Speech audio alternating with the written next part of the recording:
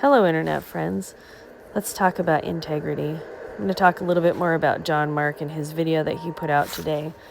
And he says that the reason Western society is so great is because we will talk about the truth rather than saving face. So, folks, I'm going to tell you that the reason Western civilization is so awesome is because we have integrity, which is much more than just telling the truth. Here is an excerpt from John Mark's video earlier today. Folks, Western civilization is the only civilization on Earth that puts truth before face, that speaks the truth regardless of how it makes someone feel. There is no other culture on the planet that does that. And in reality, if you want to get right down to it, it's really white men. White men of Western European descent are the only group of people in the history of the world, and still today, that will speak the truth regardless of consequence to how it makes someone feel or to the status hierarchy. This is one of the top secrets of Western civilization's success.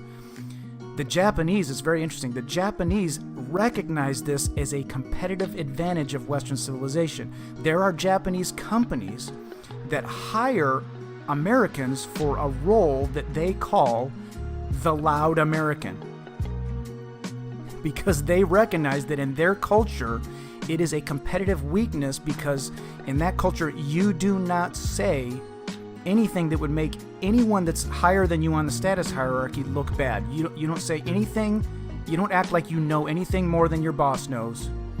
All of this. Another interesting way that this is played out is years ago, the airline industry figured out that there were an inordinate number of crashes with East Asian pilots over in East Asia because of this cultural artifact that they have, where the co-pilot would see something is wrong and he would not speak up, because in that culture you don't do that. You don't say anything that might make your superior look bad. So they didn't want to make the head pilot, the main pilot, look bad.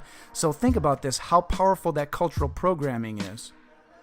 That they have hundreds of souls behind them in an airplane, and they will not speak up about a problem with the airplane because their cultural programming tells them you don't put truth before face, you put face before truth.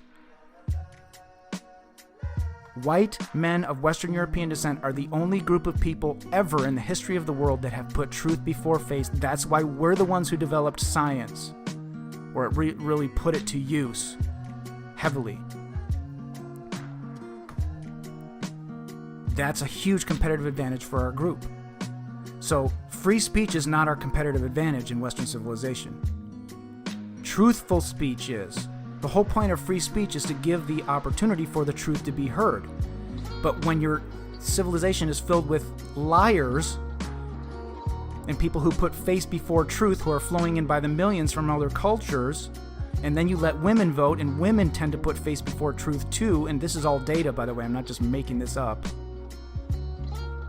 And then women got the right to vote, and suddenly society takes a nosedive because women are powerful and women have the mentality of shitholers. Even though women have made up approximately 50% of society, we have the mindset of shitholers. We don't have integrity. We don't speak the truth.